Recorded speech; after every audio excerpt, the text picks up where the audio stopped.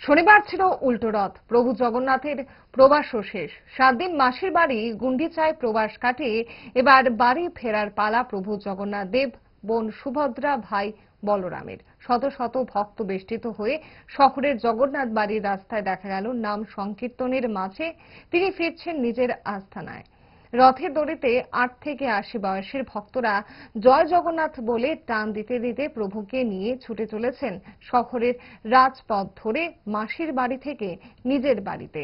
রথে বসে অন্তর্যামী প্রভু হয়তো দেখছেন তার প্রতি ভক্তদের আবেগ উচ্ছ্বাস। রয়েছে কড়া নিরাপত্তা ব্যবস্থাও।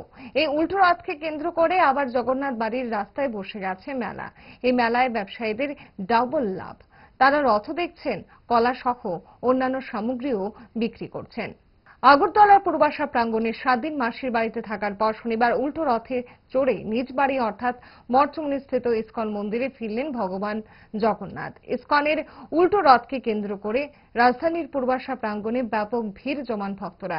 ব্যাপক ভক্তের সমাগমে ঘণ্টা, কাসর, খোল, করতালের গর্জনে মুখরিত হয়ে পুনরায় ভক্তের টানে জগন্নাথ, বলরাম ও সুভদ্রা ফিরলেন নিজ বাড়িতে। এদিন জগন্নাথ দেবের দর্শন নিতে পূর্বাশা প্রাঙ্গণে উপস্থিত ছিলেন ত্রিপুরা রাজ্যের রাজ্যপাল ইন্দ্রসেনা রেড্ডি নাল্লু, প্রাক্তন মুখ্যমন্ত্রী তথা সাংসদ বিপ্লব কুমার দেব, এমডিসি প্রদ্যুৎ কিশোর দেববর্মন সহ অন্যান্যরা। রাজ্যপাল ইন্দ্রসেনা রেড্ডি নাল্লু বলেন, রথযাত্রার সময় ভগবান জগন্নাথ ভক্তদের দর্শন দেওয়ার জন্য উপস্থিত হন। ভক্তরাও হৃদয়ের টানে প্রভু জগন্নাথের কৃপা পাওয়ার জন্য রথযাত্রার উৎসবে সামিল হন। रथयात्रा के टाइम पे भगवान को अपने बस्ती में लेके जाते हैं, अपने घर के पास लेके जाते हैं। तो ये भगवान के लिए, ये रथयात्रा के लिए अलग अलग पार्टिसिपेट होते हैं गांव में। अभी तो लेटेस्ट टेक्नोलॉजी वगैरह आए हैं, मगर पहले रथ लाना है तो इसको पत्ते कहाँ से लाना है, फूल कहाँ से लाना है, कौन फूल बनना है, कौन पत्ते बनना, ये करना है।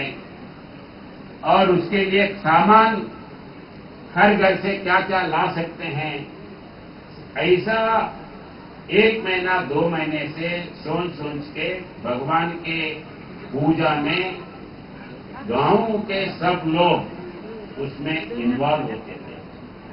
तो ऐसे रथ यात्रा अपन इधर करते हैं।